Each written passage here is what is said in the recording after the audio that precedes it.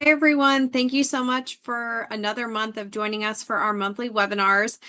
We have a great lineup for you today, talking about how we can get involved during emergencies, and that means getting involved before, during, and after. So we've got a lot of great things that we are going to teach you today and a lot of opportunities that you'll be able to come away with. I do want to introduce to you two people who are joining us today. We have Stephanie Umble, who's our community engagement specialist with the Department of Emergency Management and Security, and Cortez Sanchez from the Red Cross. So thank you guys both for joining me today. Before I kick it off to them, I just did want to give a little reminder of what our yearly theme is. So our yearly theme has been Together We're Ready, really focusing on family preparedness. This year, our National Preparedness Month theme was Preparedness Starts at Home. So we've really been focusing on how, as individuals, we can do that. And then, of course, Ready Fairfax is our preparedness program here in Fairfax County. We do offer presentations and come to different outreach events. So I'll give you a preview of those later in case you have any groups or anything that you want to request us to come out to. All right, so without further ado, I am going to turn it over to Cortez, who's going to give us a great overview of one of our premier partners here in our area, the Red Cross. They do assist us in many different ways. One of the main ways that we do partner is through sheltering operations. And I always get a lot of questions of how can I help during sheltering? How can I help during an emergency? So I wanted to bring in the Red Cross to really give us an overview of how you may be able to get involved when those emergencies are happening. So Cortez, over to you. Hello, I'm Cortez from Volunteer Services with the American Red Cross. Thank you so much, Courtney. So we're the Northern Virginia chapter. So in 2023, we recently expanded that chapter to serve Loudoun County and Prince William County.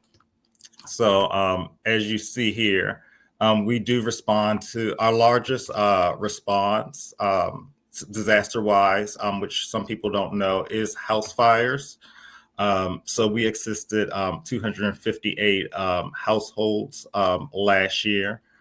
And our mission is to help alleviate human suffering.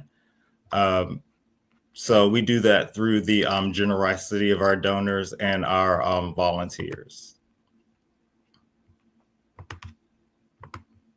So the Red Cross has 5 main lines of service, each one meeting people at some of their most critical moments in their lives. First, there's disaster services. Every 8 minutes, somewhere in the country, we're responding to an emergency. This could be a single home fire or a large-scale disaster spanning multiple states.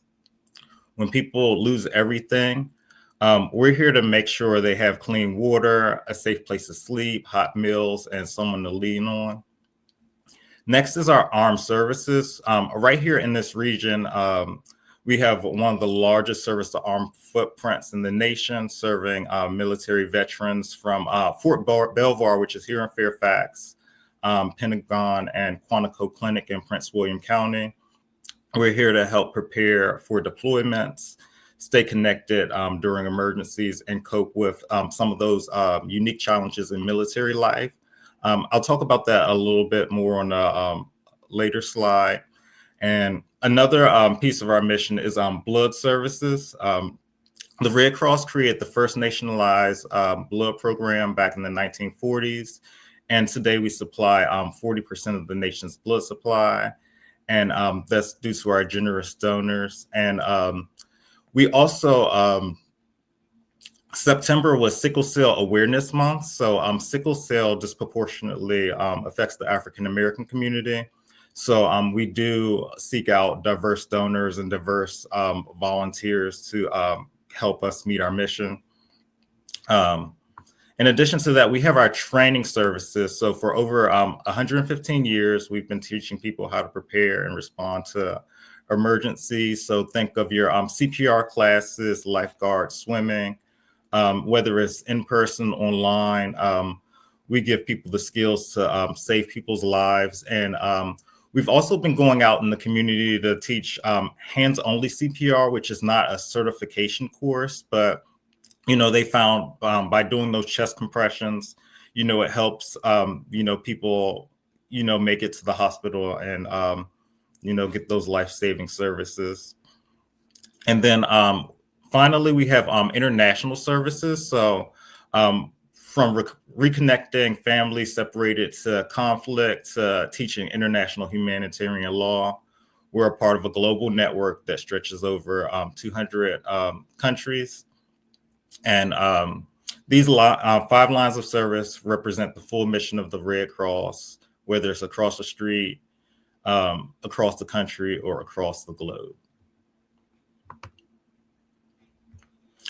So I do want to point out, we do have our fundamental principles on the screen, but one of them in particular I want to point out is neutrality and impartiality. So the Red Cross is here to serve everybody, regardless of your background, to help us meet our mission in alleviating that human suffering. And we do that by making sure that we have our volunteers representing the communities in which we serve. So we get diverse voices. And even when it comes to putting together a shelter, we have people who make sure that, it's accessible for people with disabilities. So we have all hands on deck to make sure that we serve the needs of the community.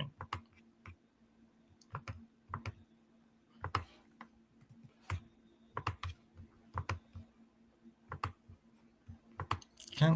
And we cannot deliver this mission without our volunteers. So, we take this commitment to our volunteers very seriously. So we invest in our volunteers by providing free training, not only for your chosen role, but to support your personal growth and well-being. So volunteering with the Red Cross may provide a variety of benefits. It can help reduce stress and give you a strong sense of purpose. It helps you be mentally and physically active, and it gives you a chance to build valuable skills for your life or your resume. And then it helps connect you to new people and new relationships. So I love when different Red Crossers from different lines of service that might have not met each other otherwise become friends. And I just love to see that, especially with the hurricanes we had last year, such as Helene. We had some blood donor volunteers and some of our service to armed forces volunteers, raise their hand and step up. And it was just really heartwarming. So as a volunteer recruiter, my role sometimes shifts when we have some of those national disasters. So, I'll take calls and helping people deploy.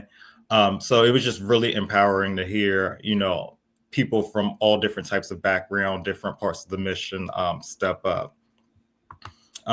So, all of our volunteers have one thing in common. They raised their hand, they've gotten trained, and they're ready to respond when needed.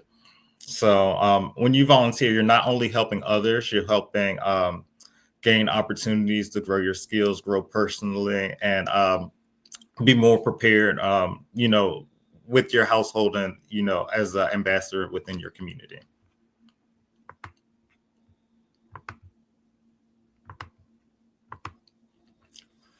So overwhelmingly 90% of emergencies aren't large-scale disasters. They're home fires happening every day in our neighborhoods and houses and buildings just like ours. So our team is stepping up in a big way, responding to over 60,000 emergencies every year. So think of the impact you could have, offering a listening ear filled with compassion, providing immediate essentials like a safe place to sleep, fresh clothes, and connecting the people with resources to help build their lives. So as a volunteer, you become that lifeline for family in their toughest moments, and you help to make sure that people don't go through it alone. It's about showing up, offering support, and bringing light through a dark time. I know when I speak to community partners, every once in a while I'll come across someone who has had the Red Cross come out, and they say that it was really nice for to get those immediate things taken care of, so they can work on getting their lives back on track. And I'm glad that the Red Cross is able to do that for people.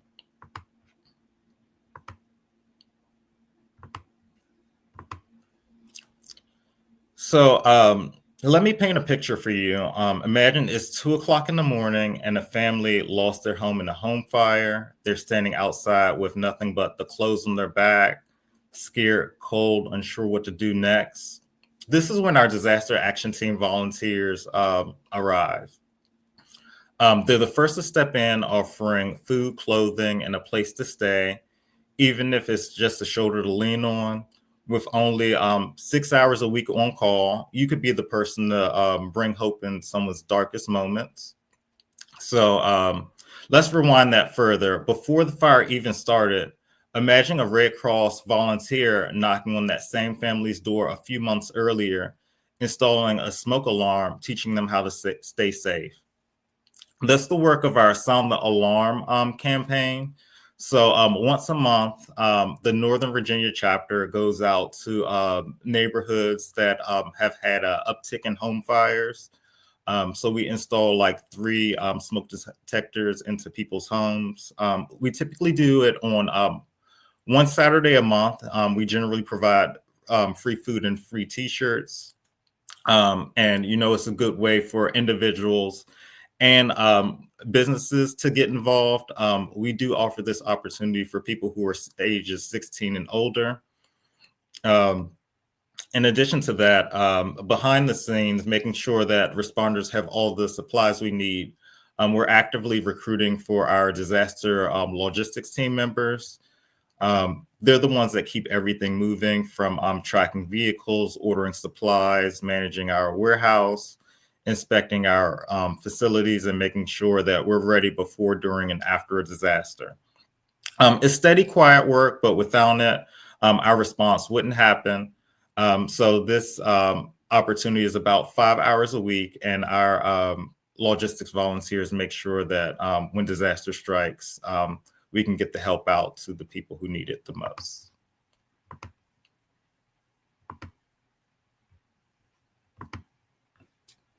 So I don't know when a disaster may happen. I'm sure you guys don't either. So we never know when a storm or disaster might strike. And in some cases, families can't leave their home and need a safe place to go.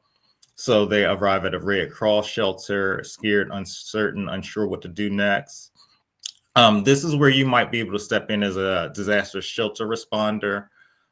So you help welcome families into a shelter, assist them with getting settled, making sure they have food, supplies, and the information they need during a stressful time. And your support turns a frightening situation into a safe place to stay.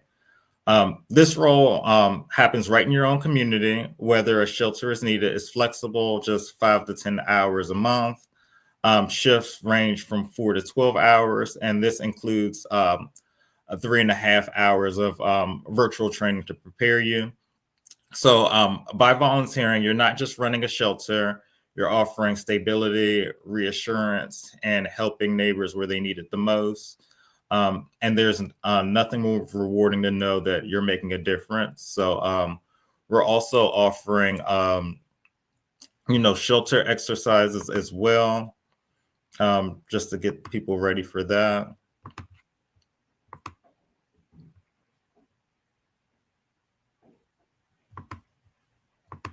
So when large-scale disasters such as hurricanes, wildfires, or flooding occurs, the Red Cross steps in to help, working alongside of nonprofits and government agencies as a part of our disaster relief operations.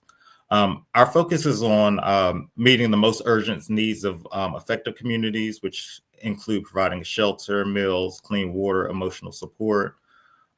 We deliver essential supplies such as cleaning tools and recovery equipment to help families begin the cleanup and recovery process.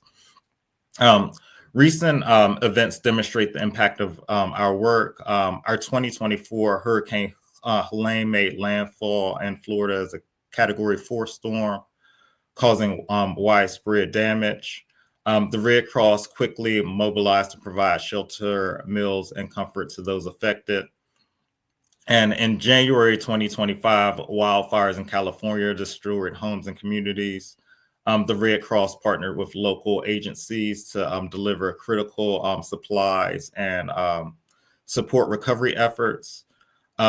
So we actively do on our website, if you go to redcross.org/volunteer, we're actively recruiting for volunteers to deploy. So that consists of virtual training, because we want people trained prior to a disaster happening.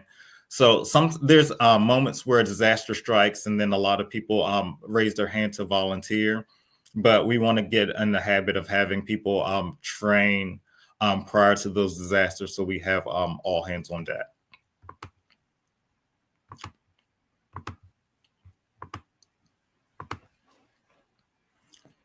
So when a disaster strikes, it's the compassion and commitment of our volunteers that brings hope and relief. So whether you're a licensed professional or you don't have any certifications, we do have two different pathways for deployment. So you don't need a license to make a difference. Unlicensed volunteers are the backbone of our disaster response, mostly helping out with shelter operations, logistics, and meal services. This online training is 3.5 hours in total. We just ask that people complete that within a 4 weeks time period. So for unlicensed volunteers, deployments are a consecutive 14 days away from home. And for our licensed volunteers, deployments are 10 consecutive days. So when I say licensed volunteers, think nurses, doctors, and in some cases, EMTs, depending on, where it's located. So every deployment is a chance to bring comfort, restore dignity, and change lives, including your own. So by joining our disaster relief team, you're not just volunteering, you're a part of something powerful, a movement of humanity, hope in the heart of action.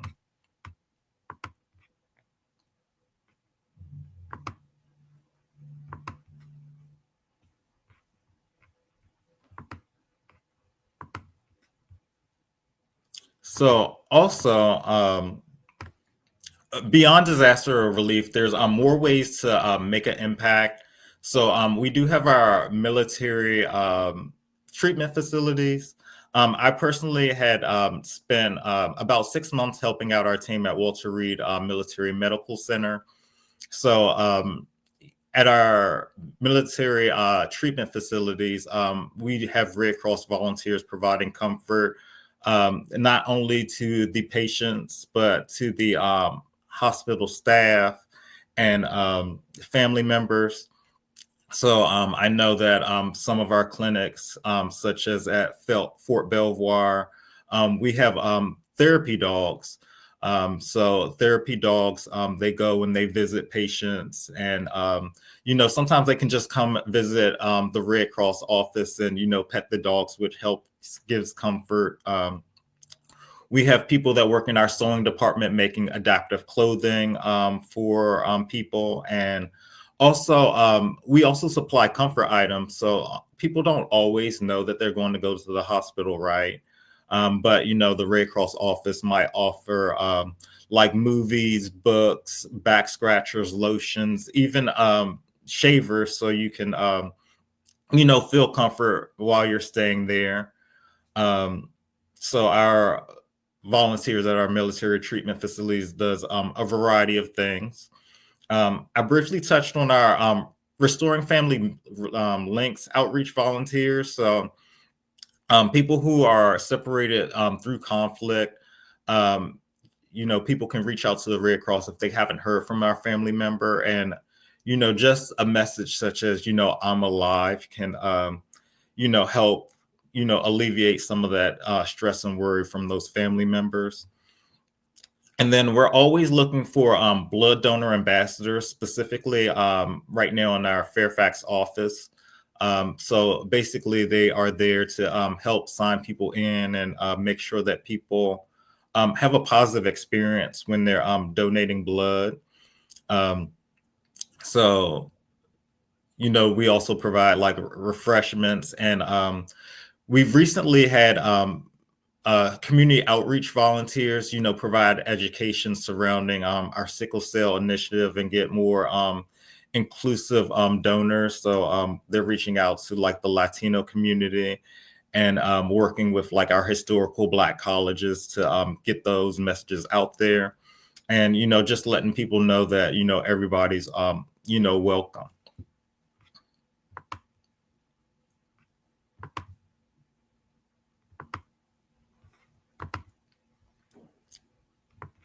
So every 2 seconds, someone in the U.S. needs blood. It's essential for surgeries, cancer treatment, chronic illnesses, and traumatic injuries. So whether a patient receives whole blood, red blood, platelets, or plasma, this life-saving care starts with making a generous donation. Overall, the Red Cross national blood supply has fallen more than 25% since July 1st.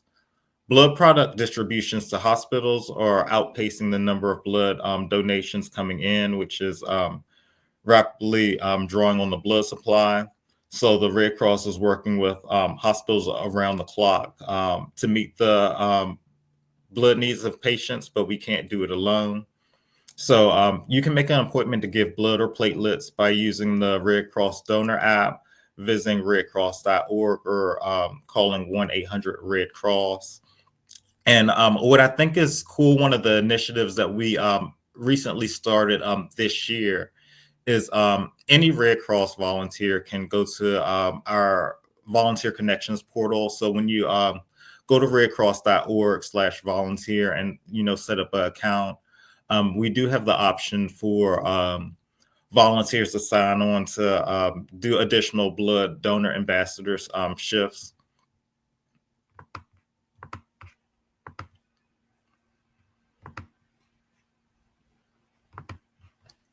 So I hope the information I shared today has been helpful about learning about the Red Cross mission and the various roles available. So if you're interested in applying, you can visit redcross.org/volunteer. From there, you can scroll down to find the option to explore available roles by clicking Explore Ways to Help.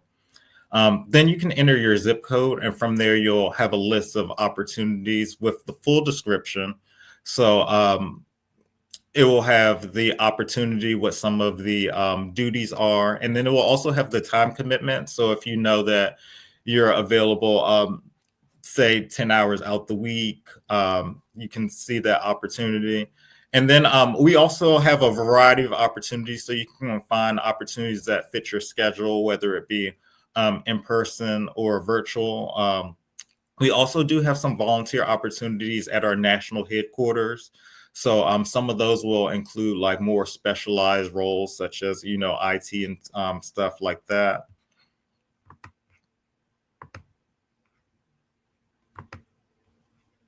And then this is my information below. So if you have any questions, feel free to reach out to me. I do schedule one-on-ones with individuals who have questions about volunteer opportunities. So, if you want to talk that through, I'll be happy to schedule some time with you. So you can send me an email at cortez.sanchez@redcross.org. So thank you so much for your time today. And with that, I'll pass it back to Courtney. Awesome. Thank you. And like I mentioned, Red Cross does play a vital role if we do ever have to open shelters here in Fairfax County. They are one of our biggest support agencies. So we are definitely, wanting people to sign up and volunteer. They do help us with dormitory operations as well as feeding. So the more people we can have involved, the better our response is to the community. I also just wanted to mention some of our emergency management opportunities.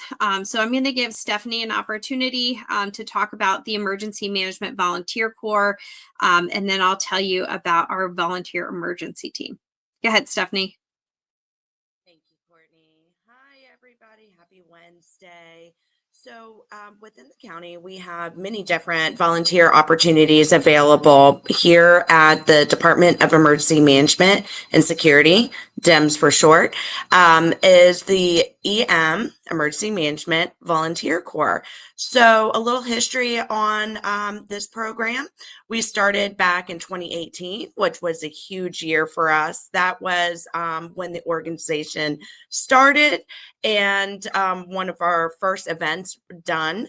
So it started in January of 2018, and then our first event was in April of 2018. And our first largest strictly volunteer run outreach event was in October. So without you guys and our volunteers, we wouldn't be able to have carry out our mission. So our mission, we use our volunteer corps to go out into the public, and we make sure that the county is ready and resilient. So what does that mean? We would educate the public on being ready and resilient and how we would prepare the public to be able to be ready and resilient. So with that, it would be going over the emergency management practices and disaster preparation through any incident that may happen. So with that, volunteers can sign up, apply to be a volunteer within our volunteer management system. And there you would go through the application process and be vetted. You would go through a brief background through the county. And then I would bring you on, and you would work directly with me to bring you on to come out to some of our events. Now, the events are posted online within the volunteer management system. So they cater to around your schedule. So if you see one that's happening on a Monday at 11 a.m. and you can't do that, then I would defer you to look at one that may be on a Saturday. So during disasters or emergencies, we bring in some of these volunteers. At that point, you would be an affiliated volunteer. So we could bring you in to help staff some of these shelters that may be stood up in the time of an emergency. Also, you would gain great experience working with public safety and emergency management personnel. And then most important is educating the public on emergency preparedness. Now, some of the opportunities that would be available to you is hosting a tabling event at various outreach opportunities, door-to-door canvassing to prepare the public that, maybe an incident is coming, that we know in some of the areas that do flood, that we could go out and notify the public of, hey, this incident's coming. Are you prepared? What can we do to help you prepare? And then one of our big events that we host biannually is our public safety days. So that's really engaging with some of the kids out in the public. And, that's where it starts, is when they're young. So we also like to educate the community about, not only preparing yourselves, but preparing your pets. So if you get involved, you will be ready. You can prepare for a disaster, prepare before the event. That way you're ready during the event and you can recover quickly. So thank you, Courtney, and back to you. Of course. Thank you so much. Yeah, our volunteers definitely make a huge difference for us. They definitely help us build capacity. And like Stephanie said, we do have volunteers that go out on their own. They're trained to deliver different presentations, staff different outreach events. So the more volunteers we have, the more opportunity we have to interact with the community. So another opportunity that we do have is the volunteer emergency team. In partnership with Volunteer Fairfax, Fairfax County does have this specialized team of folks who are, again, affiliated volunteers. So being a part of the volunteer emergency team doesn't really mean a whole lot. We provide some training. We provide different opportunities to get involved. There may be actor opportunities with some of our partner agencies, such as the airports who hold annual exercises.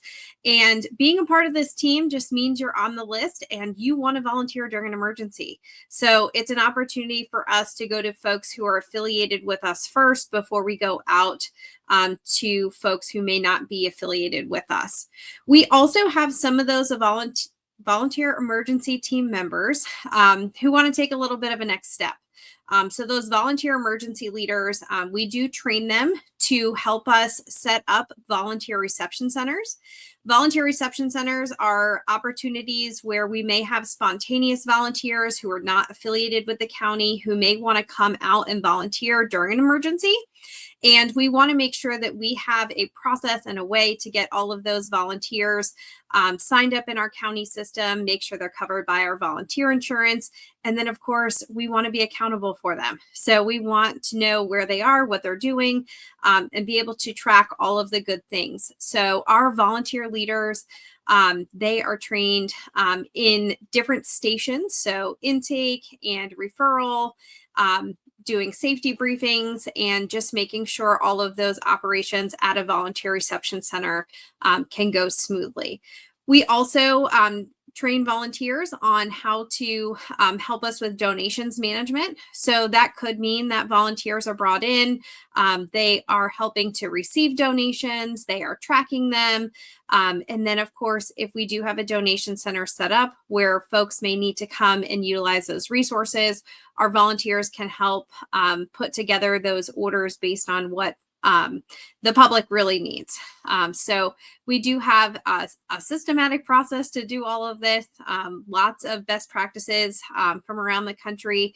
So these folks are kind of trained just to be that extra set of hands next to Volunteer Fairfax to get that accomplished. We do have an info session coming up on November 12th at 6 p.m. So you can go on our emergency management website, and just at the bottom of our everyday site, we have a calendar where you can see all of the different types of events coming up. So you can get all the information for this info session there, as well as on our social media page. I do want to remind people, so with our Ready Fairfax program, just like we talked about using volunteers, we do have different presentations and workshops that we can come out and give to the community. So whether you're wanting to learn about preparedness as an individual, if you want to get together as a neighborhood, if you have a business or are part of a house of worship, if you want to have us come out and do a presentation, we are always available to do that. And we get the question all the time, do you work on nights and weekends? We work a lot of nights and weekends because we know that people are busy working during the day. So we do our best to accommodate those schedules. I do want to point out for youth preparedness during the winter months, we do get a lot of requests to interact with kids. They're looking for something to do inside. So between all the different scout organizations and kids who are just maybe interested in preparedness, we do host monthly scout days from October through March. We host them on Sunday afternoons once a month from 2 to 3 p.m.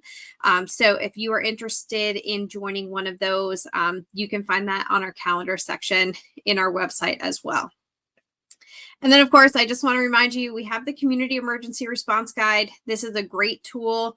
It goes over different ways that you can put together that family plan. It's a great resource. So if you're looking for something to do, remember that preparedness starts at home. It begins with you guys. So take the time to do that. And then, of course, our resident resources. I want to remind everyone, signing up for Fairfax Alerts to get that emergency information is super critical. This is how we're going to get you information when there's an incident. We have Community Connect, which is our relationship with the fire department. They have a great portal where you can put information in about who lives at your house, if anyone has any disabilities or access and functional needs. Like Stephanie mentioned, pets are part of our family. You can also put in there that you have pets. So this is just additional information that's supposed to help, get the fire department the most information about you. And this is address based. So all of the information that you put in goes up on their screen when a call is dispatched to that address. And then the emergency health profile, this comes up on the dispatcher screen. This is phone number based. So anything that you put in this portal with your health or medical information, it's coming up for those dispatchers, and they can relay it to the folks that are on their way. Don't forget to follow us on social media. We also have an emergency blog. So we do on Tuesdays, we have Prep Tip Tuesdays. So every Tuesday, you're getting a new preparedness tip. Different topics are covered throughout the year. So follow us on social media, check out our blog, and we look forward to continuing to bring those preparedness messages to you. So what's next? I can't believe that we're almost at the end of the year, but at the beginning of December, we will have our last webinar for 2025. So kind of wrapping that up, and we'll be introducing the topic for 2026. So thank you again for joining us. We really appreciate it, and we look forward to seeing you soon.